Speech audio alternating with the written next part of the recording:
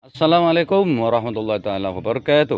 Alhamdulillah wassalatu wassalamu ala Rasulillah Muhammad ibn Abdullah wa ala alihi wa sahbihi wa mawalah. La haula wa la quwata illa billah ya.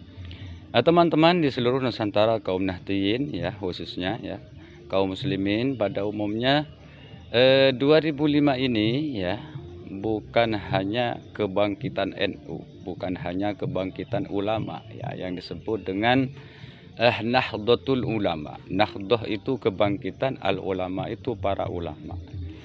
Jadi pada tahun 1926 dulu ya, sudah 100 tahun lebih ya, 100 tahun ya kalau hitungan hijriah ya. Nahdlatul Ulama, kebangkitan ulama. Karena ingin memerangi ya, ingin menjaga agama, kemudian menjaga negara. Karena menurut mereka hubbul watan minal iman ya. Karena tanpa ya pergerakan ulama ya, maka sulit negara ini akan merdeka. Nah sekarang karena sudah adanya polemik nasab di sini ya, kemudian NU nggak enak ya ikut campur masalah itu ya, jadi nggak enak. Makanya kaum Nahdiyin itu bangkit ya. Jadi kalau dulu itu ada Nahdlatul Ulama, kalau sekarang Nahdlatul Nahdiyin, kebangkitan kaum Nahdiyin, kebangkitan kaum warga NU bangkit. Ya. Mengapa bangkit? Karena sudah melihat ya para perilaku habaib seakan-akan mengancam keutuhan Republik Indonesia, bahkan mengancam eksistensi ya Nahdlatul Ulama itu sendiri ya, dengan mengaku-ngaku NU itu didirikan oleh para habaib, kemudian sejarah dibelokkan, sejarah NU, sejarah NKRI dibelokkan ya. Makanya kaum Nahdiyin bangkit ya dengan mungkin istilah baru di sini ya, Nahdlatul Nahdiyin, kebangkitan kaum Nahdiyin. Ya tanda-tanda banyak sekali. Di antaranya adalah seperti berdirinya PWI ya, PWI LS ya, Perjuangan Wali Songo Indonesia. Mengapa demikian? Karena sejarah Wali Songo mau diambil alih ya. Jadi penyebar Islam di Indonesia itu supaya tidak diakui lagi ya sebagai penyebar Islam. Pertama Wali Songo sejak abad ke-7 Hijriah.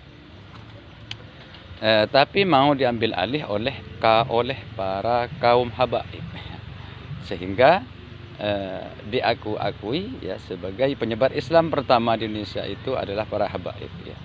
Mau dibuktikan dengan adanya makam-makam ya, makam-makam di Ba'alawikan. Nah, kemudian atas berdirinya itu ya PWI LS Laskar Sabilillah ini merupakan tanda, dan PWI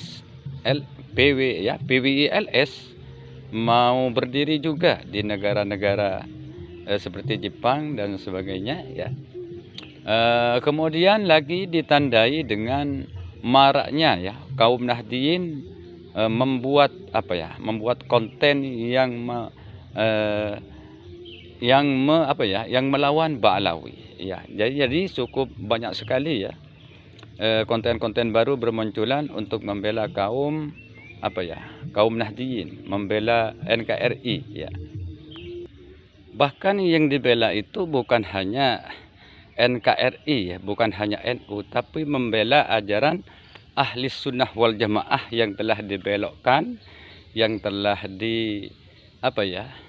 disesatkan ya oleh doktrin-doktrin Ba'alawi. Nah, terutama yang paling penting lagi adalah membela nasab Rasulullah, membela kesucian nasab Rasulullah Sallallahu Alaihi Wasallam yang di dalam diba itu kan dijelaskan ya, min husadatum biza urifu ya.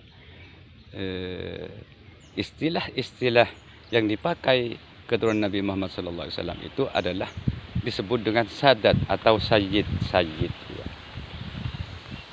Sesungguhnya kalau mau mengaku sebagai sayyid banyak langkah yang harus ditempuh ya. Pertama, yakinkan dulu masyarakat pribumi bahwa para habaib itu berkebangsaan Arab. Wong berkebangsaan Arab bukan, apalagi mengaku sebagai dzurriyyah Rasulullah ya. Setelah langkah pertama ya, Anda itu sebagai orang Arab, yang kedua kemudian dari suku apa? Nah seperti itu. Misalnya dari suku Al-Hashimi ya, dari suku Bani Hashim. Setelah diketemukan bahwa dari Bani Hashim, kemudian dari keturunan siapa? Apa dari keturunan Abu Jahal, apa Abu Lahab ya, apa Abdullah. Nah kalau Abdullah bin Abdul Muttalib itu jelas sudah, itu nyambungnya ke Rasulullah Shallallahu Alaihi Wasallam. Nah jadi setelah diketemukan ya, dari Bani siapa, kemudian dicek dulu tes DNA-nya, apakah G ya, apakah J1 atau J berapa, atau R atau L atau apa. Nah baru bisa diketemukan.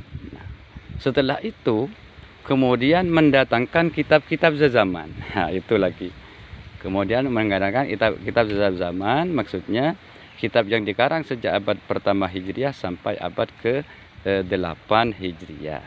Nah setelah itu langkah selanjutnya, setelah diketahui ya bahwa ada kitabnya, setelah itu dicocokkan lagi ya, makam Ahmad bin Isa Al-Muhajir itu apakah memang ada bukti ya, karena ada dua, ada makam Ahmad bin Isa Ar-Rumi Al-Annafat atau Al-Abah yang ada di Najaf Irak, kemudian ada Ahmad bin Isa Al-Muhajir yang ada di Yaman, seperti itu. Nah itu dicocokkan lagi.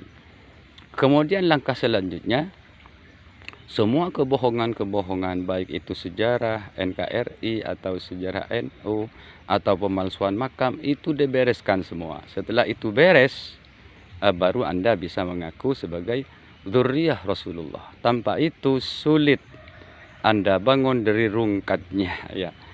Jadi semoga tayangan ini ya bisa bermanfaat, bisa terutama bagi para habaib, kemudian para muhibbin, kemudian para pemangku kebijakan yang bisa memutuskan perkara ini. Ini siapa ini yang mau memutuskan?